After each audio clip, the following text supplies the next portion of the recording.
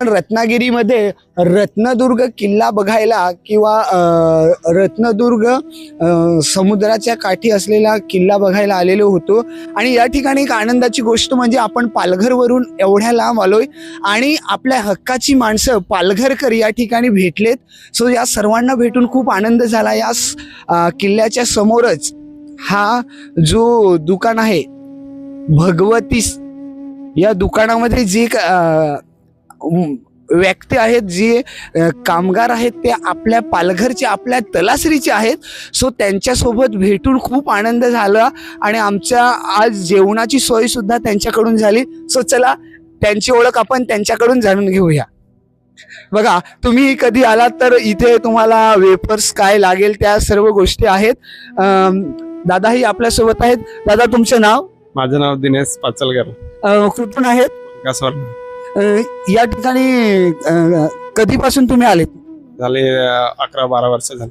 11-12 वर्ष. वा. इकडे कोणतं काम करता तुम्ही? मी गाडीवर आहे. अरे वा. म्हणजे एवढ्या वर्षापासून ते या ठिकाणी आहेत आणि इकडे, आणि आज विशेष म्हणजे आपली भेट झाली. त्यानंतर एक दुसरा भाऊ आपल्या सोबत आहेत. मित्रा, नाव काय तुझं? सचिन दंडेकर. कुठून आहेस? दामणगाव. धामणगाववरून आहे. अजून आपल्यासोबत अजून एक आपल्या भागातला मित्र आहे. बाबा, तुझं नाव काय? सीताराम दांडेकर. कुठून? धामणगाववरून. आपल्या धामणगावचे किती जण इकडे आहेत? ते हॉटेलला 4 जण आहेत. हॉटेलमध्ये 4 जण आहेत आणि बाकीचे पण आहेत ना इकडे? सो इथे या हॉटेलमध्ये तुम्ही आलात तर तलासरीकर आपले आहेत. सो कधीही आलात तर या आपल्या भावांना, मित्रांना नक्की भेटा. अजून एक मित्र आपला या ठिकाणी आहे. दादा, तुमचं नाव काय? महेंद्र दांडेकर. कुठून आहेत? आम्ही धामणगावचे सर्व. आणि मला वाटतं तुम्ही सर्व भाऊच. हा. 4 जण आहेत या ठिकाणी दुकानामध्ये. अजून आपले मित्रमंडळी, दादा मंडळी रत्नागिरीमध्ये आहेत, जे बोटीमध्ये आलेले आहेत. त्यांनाही भेटायला आपण जेटीमध्ये जाणार आहोत, बंदरामध्ये जाणार आहोत आणि त्यांनाही भेटणार आहोत. आपले दुसरे दादा आहेत, त्यांनाही भेटूया, पण ते थोडेसे कामात आहेत थोडा. अजून एक आपला दादा आहे. दादा, तुमचं नाव काय? शैलेश वठा. कुठून आहे? सोगवी कोठारपाडा. जमशेद वरून. हा, सोगवी कोठारपाडा. आणि इकडे कधीपासून कामाला आहेत? म्हणजे यावर्षी चालाय. म्हणजे विचार करा, आपल्याकडचे भरपूर मित्रमंडळी या भागांमध्ये आहेत. अजून एक मित्र आपल्या सोबत आहेत. दादा, तुमचे नाव? कुठून आहे? किती वर्षापासून इकडे आहेत? 10-12 वर्षापासून या ठिकाणी ते आहेत. म्हणजे विचार करा.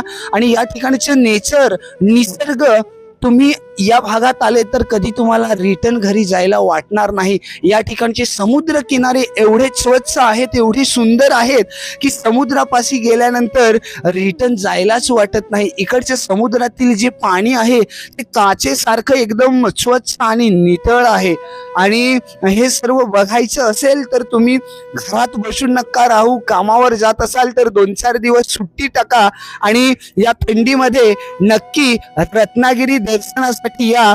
आणि या रत्नागिरी नगरीमध्ये, कोकण विभागामध्ये भरपूर असे पर्यटन स्थळ, समुद्र किनारे, गड किल्ले आहेत. या गड किल्ल्यांना, या पर्यटन स्थळांना भेटी द्या आणि इथला निसर्ग बघून घ्या आणि अनुभव घ्या.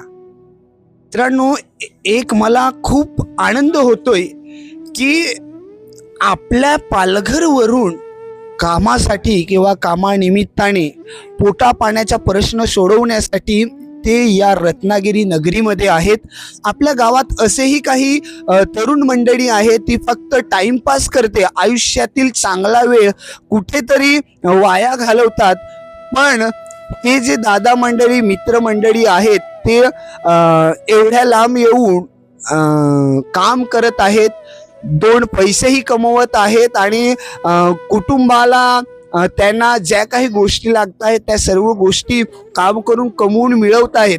तर या सर्व गोष्टीवरून एक गोष्ट मला नक्की सांगावीशी वाटेल की जीवनात आपल्याला जर काहीतरी करायचं असेल, काही मोठं करायचं असेल तर आपल्याला गाव तालुका सोडावं लागतं. आणि जेव्हा आपण बाहेर पडतो तेव्हा आपण दुनिया कुठे चाललेली आहे, जग कोणत्या दिशेने चाललेलं आहे आणि आपण कोणत्या दिशेने गेलो तर आपण आपलं जीवन सुंदर जगू शकतो, चांगल्या प्रकारे जगू शकतो, हे आपण आपल्या गावाच्या बाहेर पडल्याशिवाय समजणार नाही.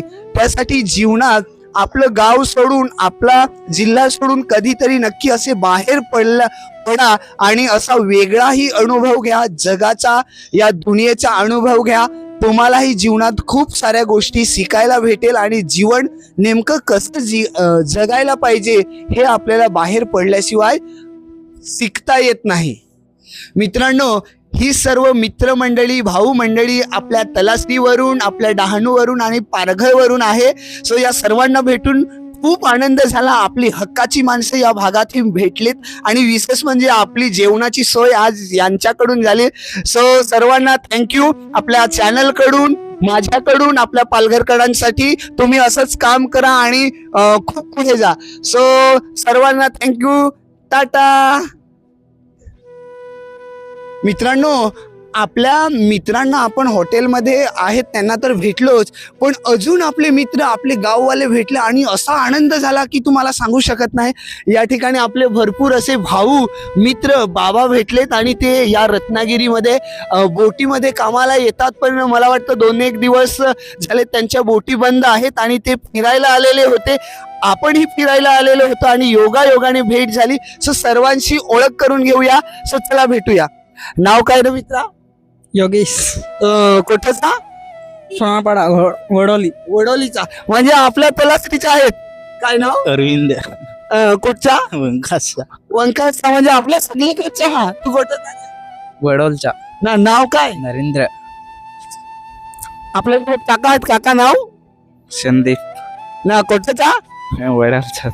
म्हणजे वडवली, धामणगाव, वंकास, वसा सगळं आपलीकडचंच. हा, काय रे नाव? कृष्णा. कुरुचना. ना कुठचा? वडोलचा. वडोलचा. ना तुमचा? अंकुश. कुठच आहे? वडोलचा. म्हणजे तुम्ही सगळं एकच बोटीत आहात आहे? एकच बोटीत ना? वोट क्या बन पुढे किती झालं बन? चौपडले लावले होते 4-5 दिवस. ना आता आत तरी झालं था उद्या परवा जाणार. उद्या परवा.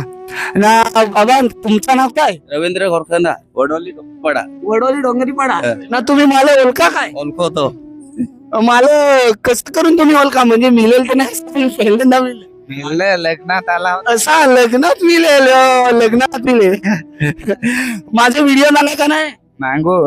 बेस्ट वाटत. बेस्ट वाटत. Thank you thank you. तुझं नाव काय? समीर. ना कुठचा? सोनारपाडा वडोली.